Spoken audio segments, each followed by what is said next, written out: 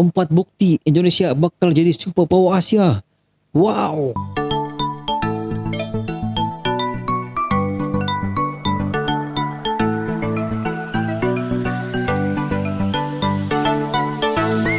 Assalamualaikum warahmatullahi wabarakatuh. Welcome back to my YouTube channel Lebas Studio. Bagi anda yang first time di channel ini, saya ucapkan selamat datang.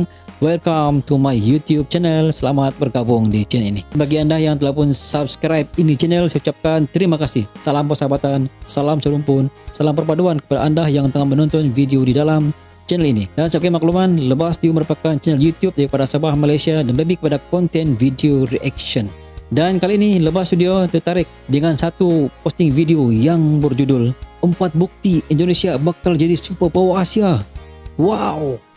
Dan sebelum itu, video ini saya dapat daripada channel ML Studio. Seperti biasa, jangan lupa berikan sokongan dan dukungan kepada channel ML Studio dengan memberikan subscribe, like, share dan juga komen guys. Kerana ML Studio sentiasa memberi kita satu maklumat, satu fakta yang sangat berharga supaya kita dapat mengetahuinya guys. Tanpa basa-basi guys, ayo kita simak video ini kiraan 3, 2, 1, go.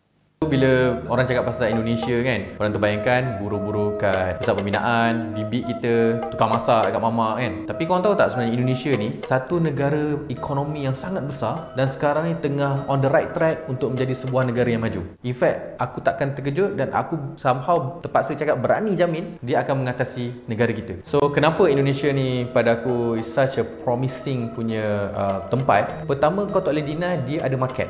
Dia punya populasi tu itself dah cukup dah untuk membangunkan sesuatu produk, untuk membangunkan satu syarikat. Sebab itu macam Gojek dia tak kisah sangat dia nak pergi ke negara-negara ASEAN lain sebab dia tapau market Indonesia pun dia dah cukup besar. Lepas tu company-company macam Tokopedia, macam Bukalapak kan, company-company ni kenapa dia boleh survive? Sebab dia control market Indonesia dah cukup. Berbanding dengan negara-negara yang kecil, macam Malaysia ni kecil tau. Kalau kita buat something, kita tak nak kena scale up, kita kena pergi ke luar negara. Tapi macam Indonesia, kalau katalah kau lahir kat Indonesia, kau nak jadi startup apa semua, kau sebenarnya perlu fikirkan market negara kau je sebab dah cukup 300 million. Okey, ada orang tanya Singapura boleh, tapi yang Singapura boleh tu, yang kau cakap company Singapura tu, dia punya presence ada juga kat Indonesia. Grab headquarter kat Singapura je, tapi operation dia dekat the whole ASEAN. So Singapura ni dia punya pandai, dia tahu dia tak ada market, rakyat dia tak banyak apa semua, tapi dia bawa masuk capital. So kalau kau company besar mana pun, kalau kau nak beroperasi ke apa semua, kau perlukan capital. So kat mana dah dapat capital? Pergi ke Singapura. So Singapura pula letakkan syarat, kau nak capital aku boleh, tapi kau kena buka headquarter kat sini. Sebab apa? Dia nak pekerja-pekerja yang power tu semua biarlah orang Singapura yang dapat. Okay, so tadi tu pertama. Reason kedua kenapa Indonesia ni akan jadi negara yang power, sebab dari segi undang-undang, dari segi governance dia tu, dia dah getting way better daripada Indonesia 10, 20, 30 tahun yang lepas. Kalau dulu, sebab benda ni penting tau, sebab bila kau nak melabur, katakanlah kau investor,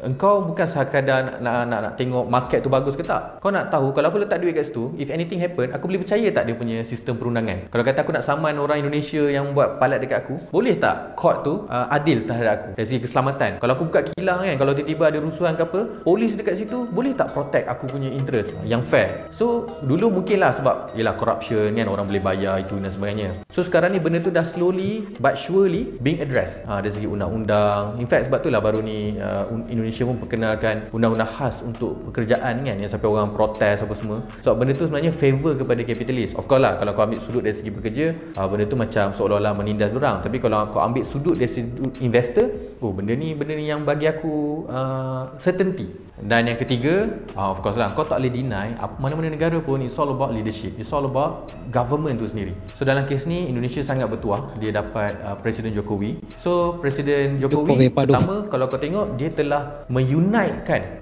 semua opposition dengan diri dia sendiri untuk form kabinet. Dia panggil balik seteru dia Prabowo tu untuk join kabinet dia supaya tak ada bergaduh-gaduh dah lepas ni. Dan dari situ dia dah dapat political orang kata apa, certainty, dan dia bolehlah appoint orang-orang yang dirasakan tepat, teknokrat, contohnya macam Nadiem Makarim kan.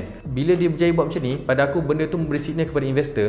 Indonesia yang aku tahu sebagai tak stabil dulu ni, rusuhan lah, tukar apa semua ni, aku tahu yang aku boleh percaya pemerintahan ni sebab dia ada the right person at the right place. So kenapa satu lagi benda yang Indonesia buat benda yang betul adalah Sebab pemerintah dekat situ dia telah membina infra-infra, dia telah melabur untuk projek-projek berimpak tinggi yang pada aku bersifat serampang dua mata. In fact, to certain extent serampang tiga mata pun ada. Contohnya dia bina MRT. So apa dia atasi? Kesesakan lalu lintas. Dia telah membuatkan pelabur rasa, oh Jakarta ni okey lah, adalah juga pengetahuan, tak adalah jam gila kan.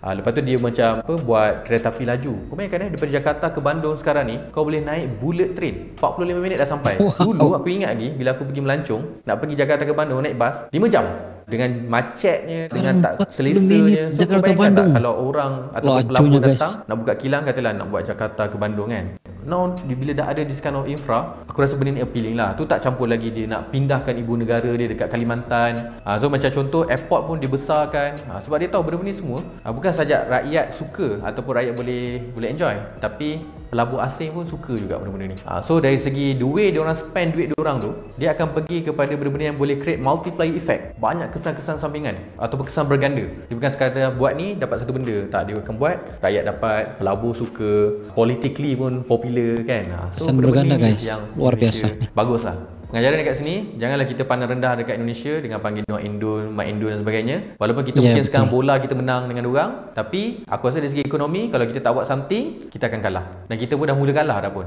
Amazon, Google, Facebook, semua, Tesla semua pergi kat sana. Kenapa tak pergi kat kita? Kan kita tak ada pun benda-benda tu. Think about it.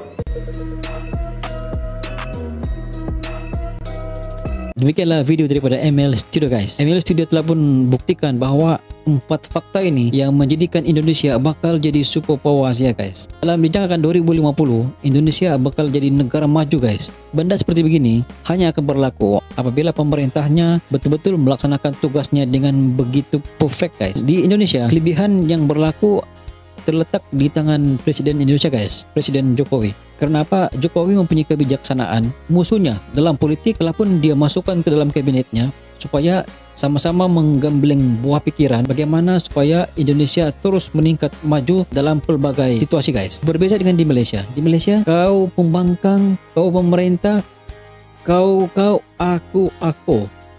Itu yang berlaku di Malaysia. Dan inilah yang menjadikan bahawa Malaysia mempunyai banyak sentimen, banyak masalah dalaman dalam bidang politik, sehingga isu kecil pun diperbesarkan, dan sebenarnya isu yang tidak perlu dibincangkan di parlimen pun terpaksa di bawah kerana perbelahan yang begitu besar guys. Di Indonesia mereka telah pun membuat satu perundingan yang cukup bijak. Ini adalah fakta bahawa Jokowi memang mempunyai kepimpinan yang sangat luar biasa guys. Dan tidak heranlah sekiranya profesor daripada